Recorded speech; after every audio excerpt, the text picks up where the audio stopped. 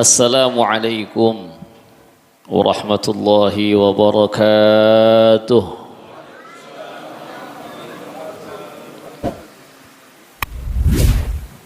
Bismillahirrahmanirrahim. Alhamdulillahi rabbil alamin. Alhamdulillahilladzi ja'ala ramadhana syahra siyam wa syara'a lana lailatahul qiyam. وأنزل فيه القرآن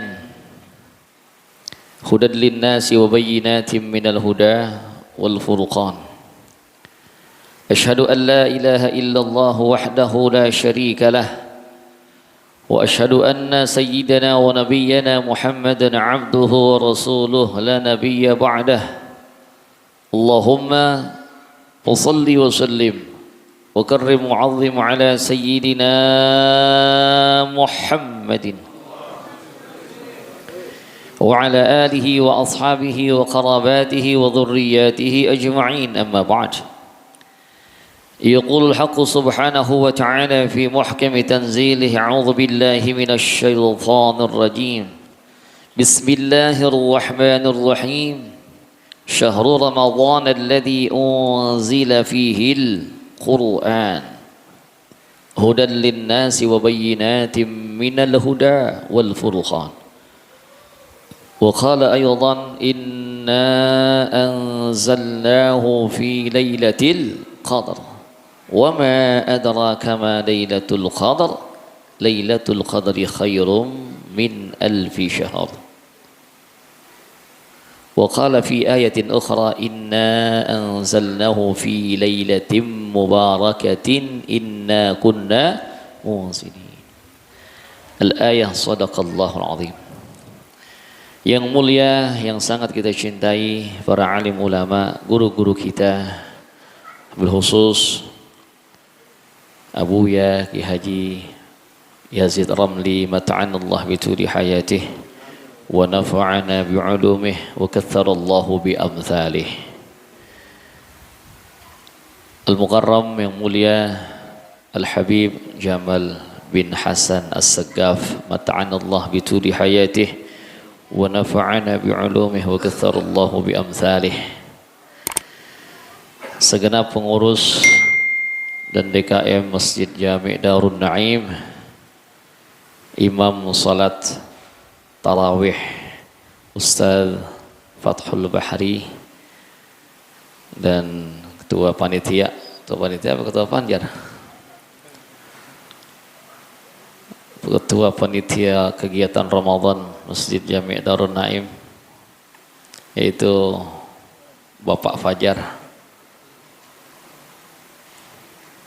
Bukan dia. Oh ya udah, sampai aja dah. Para asatidzah, para hujjaj lainnya, Ustaz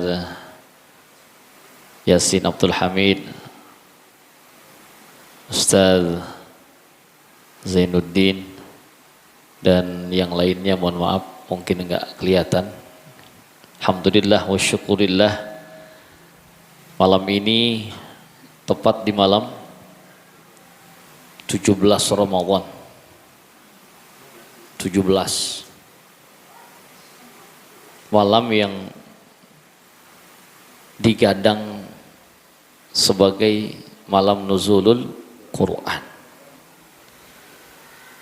Dan ketika Al-Quran Allah Subhanahu wa ta'ala turunkan pada malam itu terjadi Lailatul Qadar. Ini pendapat yang banyak diambil oleh ulama di Indonesia di malam 17. Sebagian ulama menyebut yang lebih kuat dari malam 17 nuzul Quran itu terjadi di malam 27 Ramadan. Artinya ketika malam 17 ini memang dinyatakan dalam pendapat para ulama sebagai malam nuzulul Quran, malam turunnya Al-Quran, maka ada kemungkinan Lailatul Qadar terjadi di selain Asyrul Awakhir. Buktinya malam nuzul Qur'annya malam 17. Dan ketika terjadi nuzulul Quran atau malam diturunkannya Al-Quran jumlatan wahidah dari lauhil mahfuz ila sama'id dunya, menurut yang kita rayakan, kita syiarkan bahwa terjadi di malam 17, berarti Lailatul Qadar saat itu terjadinya di luar dari 10 hari terakhir Ramadan. Nih, Masya Allah.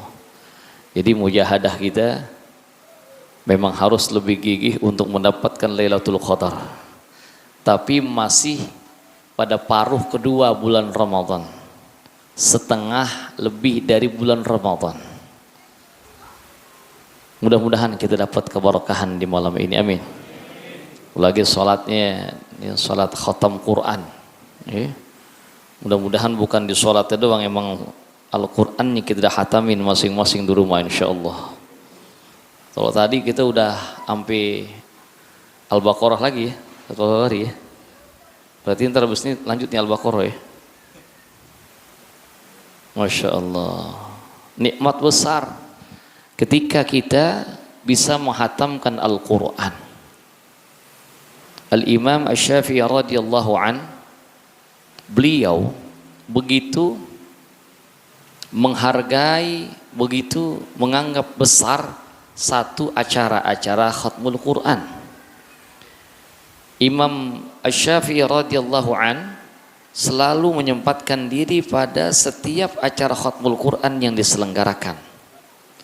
Bahkan ketika beliau tidak sempat hadir, beliau titip pesan terhadap orang yang bisa hadir untuk diikut sertakan dalam doa yang dipanjatkan pada acara khatmul Quran. Masya Allah. Kenapa? Karena indah khatmil Quran, karena tatkala Al-Quran itu dihatamkan, maka tidak kurang dari 60.000 malaikat mengaminkan doa yang dipanjatkan. Alhamdulillah. Masya Allah. Jadi luar biasa. Khatam Quran itu jangan dianggap sesuatu hal yang biasa, karena ia merupakan hal yang sangat luar biasa. Nah, nuzulul Quran diperayakan atau dirayakan, disyiarkan di mana-mana. Tidak lain adalah untuk menggugah kaum muslimin agar lebih cinta terhadap Al-Quran.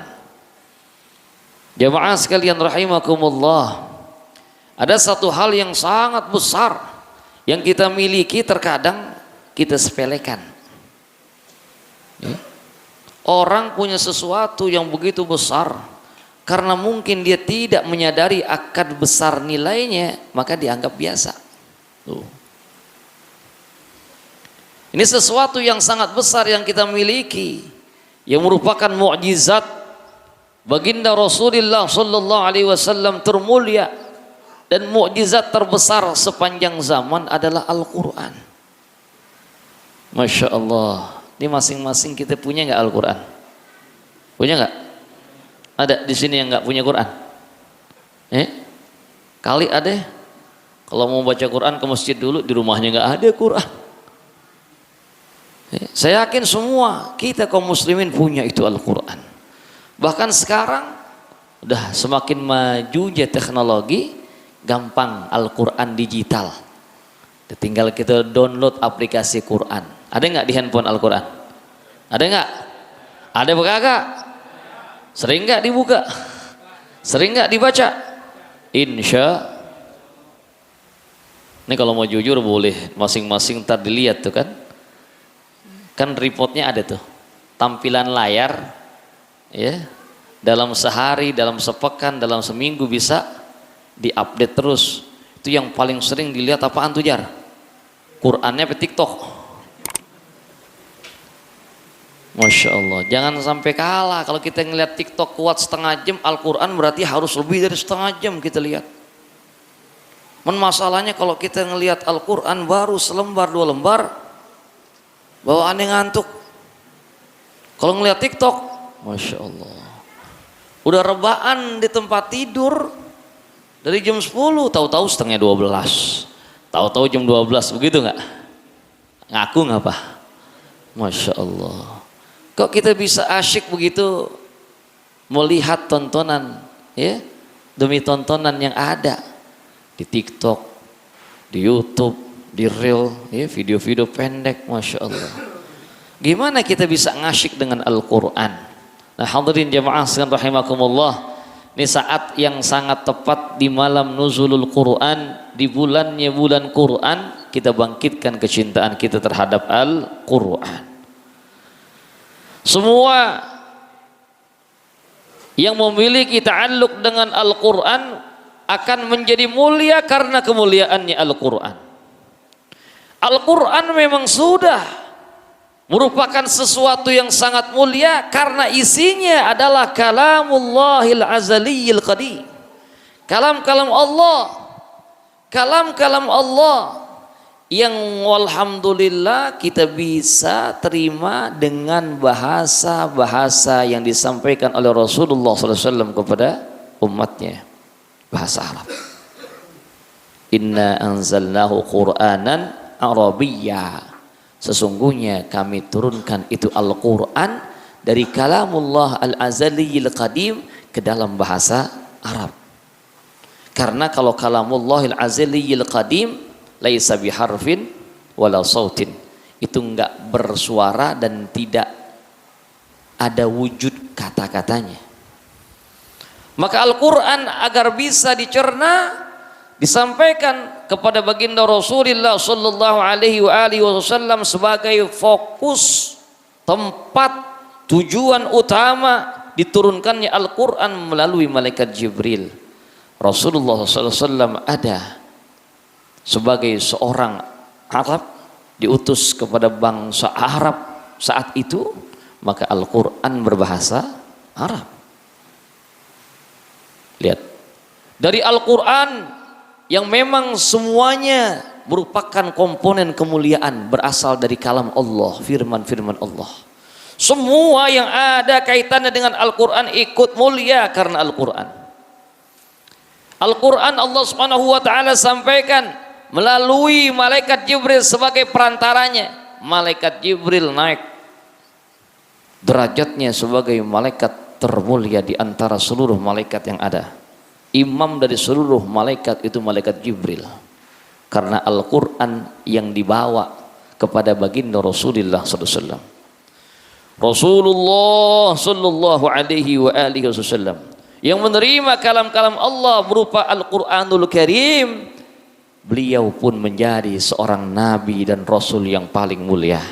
Bukan sekedar nabi dan rasul yang mulia, tetapi Rasulullah SAW adalah afdalul khalqi alal itlaqi nabiyuna Muhammad sallallahu alaihi wasallam, yang paling utama, yang paling mulia dari seluruh makhluk, bukan sekedar dari manusia saja, dari seluruh makhluk adalah baginda Rasulullah sallallahu alaihi wasallam dengan Al-Quran yang beliau terima.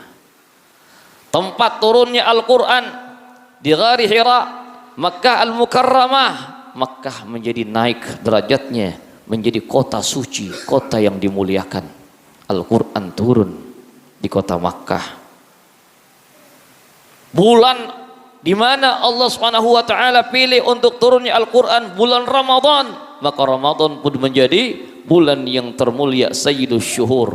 Masya Allah, tuh lihat tuh. Dan malam diturunkannya Al-Quran, ini luar biasa nih.